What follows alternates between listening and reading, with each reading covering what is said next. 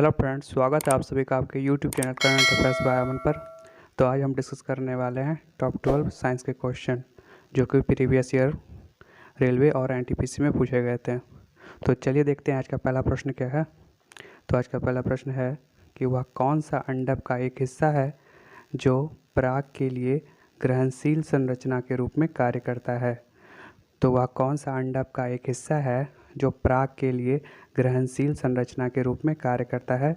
तो इसका आंसर हो जाएगा ऑप्शन नंबर बी, वतिकाग्र। ठीक है, वतिकाग्र। देखते हैं अगला प्रश्न। अगला प्रश्न है कि मानव कोशिकाओं में लिंग गुणसूत्र के कितने युग्म उपस्थित होते हैं। तो मानव कोशिकाओं में लिंग गुणसूत्र के एक युग्म उपस्थित होते हैं। ठीक है, देखते हैं अगला प्रश्न। अगला प्रश्न है कि निम्न में से किस जीव का शरीर कोशिकाओं की दो परतों से बना होता है। तो निम्न में से किस जीव का शरीर कोशिकाओं की दो परतों से बना होता है। तो हाइड्रा का। देखते हैं अगला प्रश्न। अगला प्रश्न है कि जब कोई वस्तु बिना बाधर के गिरती है तो उसके रास्ते के किसी बिंदु पर उसकी क्या घट जाती है।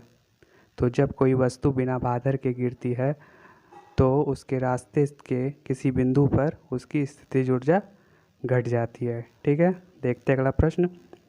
अगला प्रश्न है कि पानी को ब्लीचिंग पाउडर में मिलाने पर कौन सी गैस निकलती है। तो पानी को ब्लीचिंग पाउडर में मिलाने पर क्लोरीन गैस निकलती है। ठीक है, देखते हैं अगला प्रश्न। अगला प्रश्न है कि नकारात्मक त्वरण निम्न में से किसकी दिशा के विपरीत होता है। तो नकारात्मक त्वरण जो है वह वेग की दिशा के विपरीत होता है। ठीक है, नकारात्मक त्वरण जो होता है वह वेग की दिशा के विपरीत होता है। देखते हैं अगला प्रश्न। अगला प्रश्न है कि निम्नलिखित में से कौन सा अम्ल लाल चींटियों में उपस्थित होता है। तो आपने देखा होगा कि जब लाल चींटियाँ काटती है तो उससे हमारे शरीर में सूजन आ जाता है। तो ऐसा जो होता है वह फॉर्मिक अम्ल के कारण होता है, क्योंकि लाल चींटियों में फॉर्मिक अम्ल की उपस्थिति होती है। ठीक है, देखते हैं अगला प्रश्न। अगला प्रश्न है कि 1 किलोवाट घंटा बराबर कितना होता है। तो 1 किलोवाट घंटा बराबर होता है 3.6 इंटू 10⁶ जूल। ठीक है, 3.6 इंटू 10⁶ जूल होता है। चलिए अगला प्रश्न देखते हैं। अगला प्रश्न है कि मैंडलीव की आवर्त सारणी में तत्वों को किसके बढ़ते क्रम में रखा गया था। तो मैंडलीव की आवर्त सारणी में जो है वह तत्वों को परमाणु भार के बढ़ते क्रम में रखा गया था। चलिए देखते हैं अगला प्रश्न।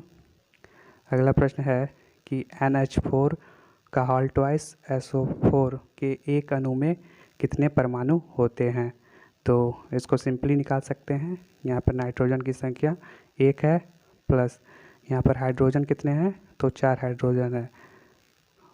इसका हॉल्टवाइस है तो मल्टीपल 2 से हो जाएगा, प्लस यहाँ पर सल्फ़र कितना है। तो सल्फ़र 1 है, प्लस ऑक्सीजन कितना है। तो ऑक्सीजन की संख्या 4 है। तो यहाँ पे हो जाएगा 4 1 5, अब 5 की गुना 2 से तो 10, प्लस और ये हो जाएगा 4 1 5, तो टोटल हो जाएगा 10 5 15। तो कितना हो जाएगा इसमें परमाणुओं की संख्या 15। ऑप्शन नंबर बी इसका राइट आंसर हो जाएगा। ठीक है, तो NH4 का ऑल्टवाइस SO4 के एक अणु में 15 परमाणु होते हैं। ठीक है, इसको सिंपली निकाल सकते हैं हम।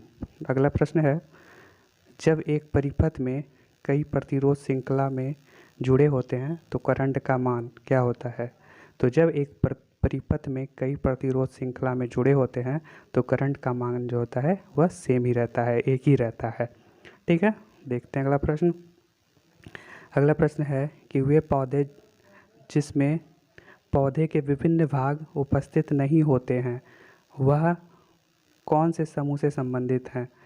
तो वे पौधे जिसमें पौधे के विभिन्न भाग उपस्थित नहीं होते हैं वह थैलोफाइटा से संबंधित होते हैं। ठीक है, तो ये आज का आखिरी प्रश्न था। आज का क्वेश्चन ऑफ द डे देख लेते हैं, जिसका आंसर आपको कमेंट बॉक्स में देना है।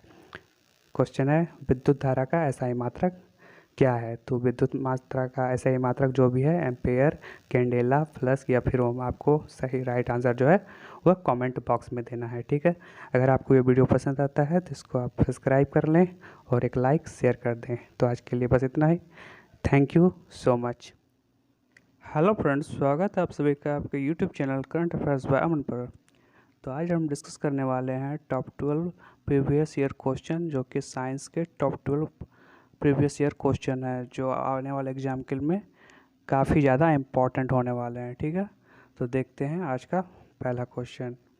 तो आज का पहला क्वेश्चन है कि प्रकाश की गति अधिकतम निम्न में से किस माध्यम में होती है। तो इसके लिए आपको 5 सेकेंड का समय दिया जाएगा, उसके बाद नहीं तो आंसर मैं बताऊंगा, ठीक है। तो प्रकाश की गति अधिकतम निम्न में से किस माध्यम में होती है। तो इसका राइट आंसर हो जाएगा ऑप्शन नंबर सी, निर्वात। निर्वात में जो होता है प्रकाश की गति अधिकतम होती है, ठीक है। और ठीक है, तो चलते हैं अगले प्रश्न पर। अगला प्रश्न है कि संतृप्त हाइड्रोकार्बन को क्या कहा जाता है। तो संतृप्त हाइड्रोकार्बन को कहा जाता है, इसका ऑप्शन भी हो जाएगा ऑप्शन नंबर सी, एल्केन। तो संतृप्त हाइड्रोकार्बन को कहा जाता है एल्केन। चलिए चलते अगले प्रश्न पर। अगला प्रश्न है कि निम्न में से किसकी कमी से रिकेट्स बीमारी होती है। किसकी कमी से रिकेट्स बीमारी होती है। तो इसका जो हो जाएगा आंसर तो ऑप्शन नंबर डी, यानी विटामिन डी की कमी से, जिसको कि सूखा रोग भी कहते हैं। रिकेट्स को सूखा रोग के नाम से भी जाना जाता है और ये बच्चों में ज़्यादातर पाया जाता है, ठीक है। वहीं बात की जाए अदर ऑप्शन की, तो विटामिन ए में जो है इससे रतौंधी रोग होता है। वहीं बात की जाए विटामिन बी से, तो इससे बैरी बैरी रोग होता है। और विटामिन सी से इससे स्कर्वी रोग होता है, जो कि दांत में मसूड़ों से खून आना इसका कारण होता है, ठीक है। चलते अगले प्रश्न पर। अगला प्रश्न है कि आवेश की एसआई मात्रक क्या है। तो आवेश का एसआई मात्रक जो होता है कूलम्ब, ठीक है। चलते हैं अगले प्रश्न पर। अगला प्रश्न है क्वेश्चन नंबर 5 कि किस अनुदैर्ध्य तरंग में लगातार 2 संपीड़न और 2 लगातार विरलीकरण प्रक्रियाओं के बीच की दूरी को क्या कहा जाता है। तो अनुदैर्ध्य तरंग में लगातार 2 संपीड़न और 2 लगातार विरलीकरण प्रक्रियाओं के बीच की दूरी को कहा जाता है तरंगदैर्ध्य, ठीक है। चलते हैं नेक्स्ट प्रश्न पर। अगला प्रश्न है कि इनमें से किसको नग्नबीजी होते हैं। इनमें से क्या, जैसे पाइकस, गाजर, गेहूं और नींबू, इसमें से क्या नग्नबीजी होते हैं। तो इसका आंसर हो जाएगा ऑप्शन नंबर ए, पाइकस। ठीक है। इसको अनावृत बीजी भी कहते हैं, ठीक है। इसको साइकस के भी नाम से जाना जाता है, अनावृत बीजी भी कहते हैं, ठीक है। ये नग्नबीजी होते हैं। चलते अगले प्रश्न पर। तो दोस्तों, अगर आपको ये वीडियो पसंद आ रहा है तो आप प्लीज़ इसको लाइक करें, शेयर करें और सब्सक्राइब कर लें। अगर आपने अभी तक इस चैनल को सब्सक्राइब नहीं किया है तो आप अभी जाकर तुरंत सब्सक्राइब कर लें, ठीक है। चलते अगले प्रश्न पर। अगला प्रश्न है कि निम्नलिखित में से किस स्थितिज ऊर्जा को गतिज ऊर्जा में परिवर्तित किया गया है। तो निम्नलिखित में से किस स्थितिज ऊर्जा को गतिज ऊर्जा में परिवर्तित किया गया है। तो इसका हो जाएगा ऑप्शन नंबर सी, एक पेंडुलम का झूलना। तो एक पेंडुलम जो होता है इस तरीके का, इसका झूलना जो होता है, इसका मूवमेंट जो करता है, तो स्थितिज ऊर्जा को गतिज ऊर्जा में परिवर्तित किया जाता है। इसका यही हो जाएगा ऑप्शन नंबर सी, एक पेंडुलम का झूलना। चलिए चलते अगले प्रश्न पर। अगला प्रश्न है कि निम्न में से कौन अधिक काम कर सकता है। निम्न में से कौन अधिक काम कर सकता है। तो आपके ऑप्शन है बंदूक की एक चलती हुई गोली, गतिशील पत्थर, एक उठाया हुआ हथौड़ा या फिर एक घूमता हुआ पहिया। तो देखिए यहाँ बोला गया है कि कौन अधिक काम करता है। तो जानते हैं कि W बराबर वर्क बराबर क्या होता है, F इंटू एस। यानी W क्या होता है, वर्क होता है, F क्या होता है, फोर्स, और S होता है डिस्प्लेसमेंट। तो सबसे ज़्यादा जो विस्थापन होती है, तो वो सबसे ज़्यादा विस्थापन बंदूक की एक चलती हुई गोली में होती है। ये सबसे ज़्यादा दूरी तय कर सकती है। वहीं बात की जाए गतिशील पत्थर, तो ये आप इसको कितना दूर फेंक सकते हैं, ज़्यादा से ज़्यादा दूर तक नहीं फेंक। एक उठाया हुआ हथौड़ा, ये भी ज़्यादा दूर विस्थापन नहीं हो सकता है। एक घूमता हुआ पहिया, इसको आप घुमा के छोड़ देंगे तो यह थोड़ा ही देर जाकर वापस से गिर जाएगा, ठीक है। लेकिन एक बंदूक की गोली चलाएंगे तो ये बहुत दूरी तक निशाना भेज सकती है। तो इसका उत्तर क्या हो जाएगा, बंदूक की एक चलती हुई गोली, ठीक है। चलते हैं अगले प्रश्न पर। अगला प्रश्न है क्वेश्चन नंबर 9 कि 10 प्रतिरोध पर जब 140 वोल्ट का विभवांतर अनुप्रयुक्त होता है तो इससे होकर प्रवाहित होने वाली धारा की गणना कीजिए। तो क्या कह रहा है, इससे होकर प्रभावित होने वाली धारा की गणना कीजिए। धारा मतलब क्या होता है, करंट। आर आई बराबर क्या होता है, तो इसका फॉर्मूला होता है, ये ओम होता है कि V बराबर आई आर, ये फॉर्मूला होता है। V क्या होता है, वोल्ट, आई क्या होता है, करंट, आर होता है रेसिस्टेंस। तो क्या बोल रहा है निक, इसमें गणना किसका करना है, तो धारा की। तो यानी हो जाएगा ये आई बराबर V अपॉन आर। तो यहाँ पर वोल्ट क्या है, वोल्ट क्या है 140, अब बटे में प्रतिरोध यानी आर रेसिस्टेंस कितना है 10। तो ये ऊपर 0 0 खत्म, तो बच गया 14, यानी हो जाएगा इसका आंसर नंबर ए 14 एम्पेयर, यानी 14 एम्पेयर इसका आंसर हो जाएगा, ठीक है। V बराबर आई आर, ये क्या होता है, ये फार्मूला होता है ओम्स नियम का, ठीक है। चलते अगले प्रश्न पर। अगला प्रश्न है क्वेश्चन नंबर 10 कि जब एक नाभिक आगे, नाभिक मतलब जो नाव चलाने वाला होता है, जब एक नाभिक आगे की दिशा में कूदता है तब नाव पीछे की तरफ हट जाती है ना। तो यह उदाहरण जो है न्यूटन के कौन से नियम को दर्शाता है, ठीक है। तो ये नियम जो है ये गति का तीसरा नियम होता है, जिसको क्रिया प्रतिक्रिया का नियम कहते हैं, ठीक है। क्रिया प्रतिक्रिया, आप किसी दीवार को धक्का मारते हैं तो आपको भी उधर से उतने ही फोर्स से रिटर्न बैक होता है, जिससे आपको हाथों में चोट का आभास होता है, ठीक है। तो उसको गति का तीसरा नियम कहते हैं। चलते हैं अगले प्रश्न पर। अगला प्रश्न है क्वेश्चन नंबर 11 कि मानव हृदय के ऊपरी दो होगा यहाँ पर, ठीक है, ऊपरी दो कक्षों को क्या कहा जाता है। मानव हृदय के ऊपरी दो कक्षों को क्या कहा जाता है, तो इसका ऑप्शन आंसर जो हो जाएगा ऑप्शन नंबर सी हो जाएगा, अलिंद।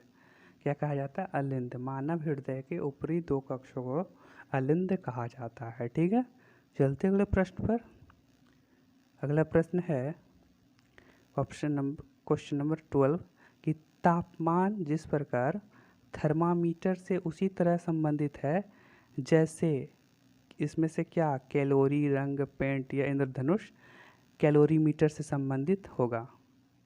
तो इसका ऑप्शन, इस प्रश्न का आंसर हो जाएगा ऑप्शन नंबर ए कैलोरी, यानी कि तापमान थर्मामीटर से उसी तरह से संबंधित है जैसे कि कैलोरीमीटर से संबंधित है, ठीक है। चलते हैं अगले प्रश्न पर। अगला प्रश्न है क्वेश्चन नंबर 13 जो कि आज का आखिरी प्रश्न होगा। तो देख लेते हैं कि जीवाश्म ईंधन में कार्बन और इनमें से क्या ऑक्सीजन या फिर कार्बन डाइऑक्साइड या फिर क्लोरीन या फिर हाइड्रोजन, यानी जीवाश्म ईंधन में कार्बन और क्या प्रचुर मात्रा में पाया जाता है। तो जीवाश्म ईंधन में क्या पाया जाता है, कार्बन और तो कार्बन किसका फॉर्मूला क्या होता है, मीथेन पाया जाता है ना, जीवाश्म ईंधन में CH4 मीथेन, तो C क्या होता है, कार्बन हो गया, तो कार्बन देखिए यहाँ कार्बन C से कार्बन हो गया, H क्या हो गया, H4 हाइड्रोजन हो गया। तो क्या हो इसका आंसर हो जाएगा, ऑप्शन नंबर डी हो जाएगा। तो जीवाश्म ईंधन में कार्बन और हाइड्रोजन प्रचुर मात्रा में पाया जाता है। तो ये आज का आखिरी प्रश्न था। तो फ्रेंड्स, अगर आपको ये वीडियो पसंद आता है तो आप प्लीज़ इसको लाइक करें, शेयर करें और कमेंट करें। और अगर आपने इस वीडियो को अब तक सब्सक्राइब नहीं किया तो जाकर इस चैनल को अभी के अभी सब्सक्राइब कर लीजिए, ठीक है। तो मिलते हैं अब नेक्स्ट वीडियो में। आज के लिए बस इतना ही। जय हिंद, जय भारत। नमस्कार दोस्तों, आप सभी का स्वागत है आपके YouTube channel current affairs by Aman पर। तो आज मैं आपके लिए टॉप 12 प्रीवियस ईयर क्वेश्चन के मोस्ट इम्पॉर्टेंट क्वेश्चन इस वीडियो में लेकर आया हूँ। फ्रेंड्स, मैंने आपके लिए सभी क्वेश्चन सेलेक्टेड और इम्पोर्टेंट्स लिए हैं। अगर आप किसी भी एग्ज़ाम की तैयारी कर रहे हो तो ये वीडियो आपके लिए काफ़ी ज़्यादा यूज़फुल रहने वाली है।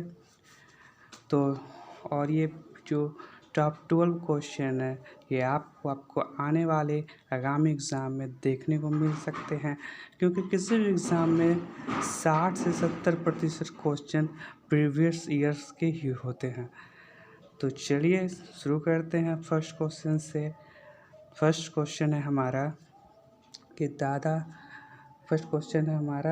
कि दादा भाई नौरोजी गणित एवं भौतिकी विज्ञान के प्रोफेसर के रूप में कहाँ नियुक्त किए गए थे। तो इसका आंसर होगा डी, एलिफिंस्टन कॉलेज मुंबई में। एलिफिंस्टन कॉलेज मुंबई में दादा भाई नौरोजी गणित एवं भौतिकी विज्ञान के प्रोफेसर के रूप में नियुक्त किए गए थे। चलिए चलते हैं अगले क्वेश्चन की तरफ।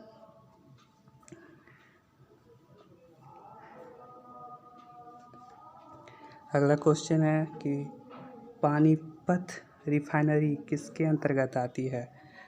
आपके ऑप्शन है IOCL, HPCL, BPCL या ONGC। तो आपका राइट आंसर हो जाएगा IOCL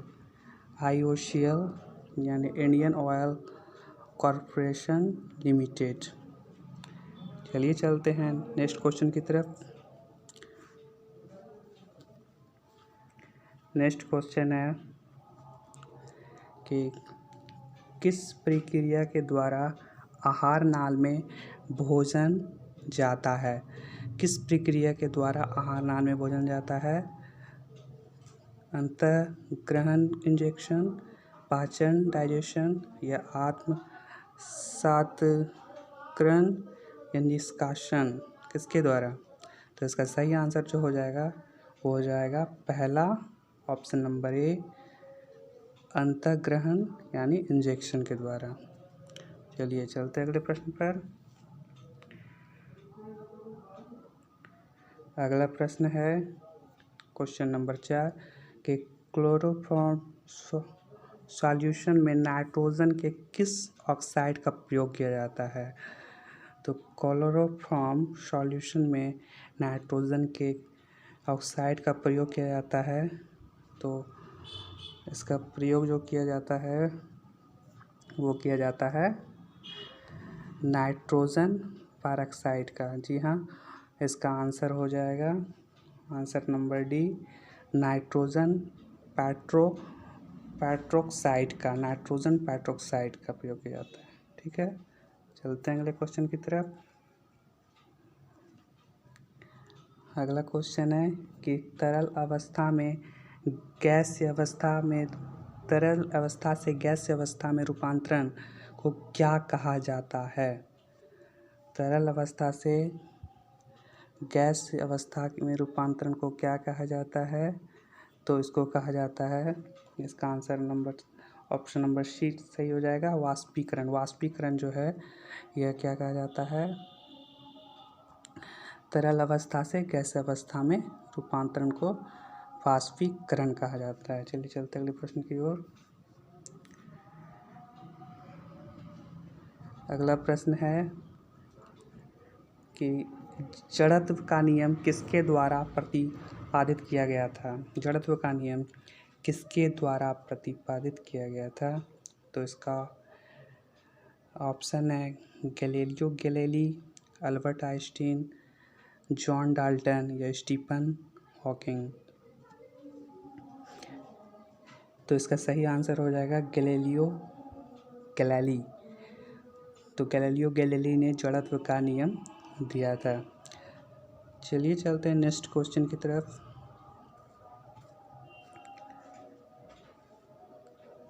नेक्स्ट क्वेश्चन है कि कुष्ठ रोधी दिवस कब मनाया जाता है।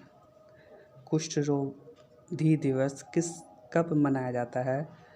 आपका ऑप्शन है 15 दिसंबर, 17 जनवरी, 25 जनवरी या 30 जनवरी। तो इसका राइट आंसर जो हो जाएगा वो हो जाएगा ऑप्शन नंबर डी, 30 जनवरी। यानी 30 जनवरी को कुष्ठ रोधी दिवस मनाया जाता है। चलिए चलते हैं नेक्स्ट क्वेश्चन की तरफ। अगला क्वेश्चन है कि रामसर के अंतर्गत भारत में आर्द्रभूमि स्थल की संख्या क्या है। रामसर के अंतर्गत भारत में आर्द्रभूमि स्थल की संख्या क्या है। 35, 40, 42 या फिर 45 क्या है। तो इसका राइट आंसर हो जाएगा ऑप्शन नंबर सी, 42। चलिए चलते हैं अगले प्रश्न की ओर। अगला प्रश्न है कि एक कंप्यूटर प्रोग्राम जो सोर्स कोड को ऑब्जेक्ट कोड में बदल देता है उसे क्या कहा जाता है। तो एक ऐसा कंप्यूटर प्रोग्राम जो सोर्स कोड को ऑब्जेक्ट कोड में बदल देता है उसे कहा जाता है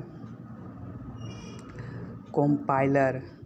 ऑप्शन नंबर सी, उसको कहा जाता है कंपाइलर कहा जाता है उसको। चलिए चलते हैं नेक्स्ट क्वेश्चन पर। नेक्स्ट क्वेश्चन है कि क्वेश्चन नंबर 10, इसरो ने एस्ट्रोसैट नामक भारत के पहले समर्पित खगोल विज्ञान उपग्रह मिशन का शुभारंभ कब किया। इसरो ने एस्ट्रोसैट नामक भारत के पहले समर्पित खगोल विज्ञान उपग्रह मिशन का शुभारंभ कब किया। 2012, 2013, 2014 या फिर 2015। तो इसका आंसर जो हो जाएगा वो हो जाएगा ऑप्शन नंबर डी, 2015 में। चलिए चलते हैं नेक्स्ट क्वेश्चन की तरफ। नेक्स्ट क्वेश्चन है कि इनमें से किस देश में सबसे छोटे सिक्के को पैसा नहीं कहा जाता है। भारत, पाकिस्तान, नेपाल या फिर श्रीलंका। तो इसका आंसर हो जाएगा option number D, Sri Lanka. Sri Lanka में सबसे छोटे सिक्के को पैसा नहीं कहा जाता है। चलिए चलते हैं लास्ट क्वेश्चन पर। तो नेक्स्ट क्वेश्चन है कि भारत में आने वाले निम्नलिखित विदेशी आगंतुकों पर विचार कीजिए। तो वह सही क्रम क्या है जिसके अनुसार इन लोगों ने भारत का भ्रमण किया था। तो आप देखिए और आपके ऑप्शन आपको दिखा देते हैं। बताइए कौन पहले आया था, उसके अनुसार आपको ऑप्शन देना है। तो इसका आंसर जो हो जाएगा वो आंसर हो जाएगा ऑप्शन नंबर सी, यानी पहले मेगास्थनीज, उसके बाद फाहियान। पहले 4 है तो हो गया, पहले मेगास्थनीज आया था, फिर फाहियान आया था, 2 ये हो जाएगा, फिर हेनसोंग आया था और फिर आया था अलब्रूनी। तो ये थे आपके ऑप्शन। दोस्तों, आपको अगर हमारा कंटेंट पसंद आया है तो आप इसे सब्सक्राइब करें और ज़्यादा से ज़्यादा लाइक और शेयर करें। मिलते हैं आप सभी से नेक्स्ट वीडियो में। आज के लिए धन्यवाद। जय हिंद, जय भारत।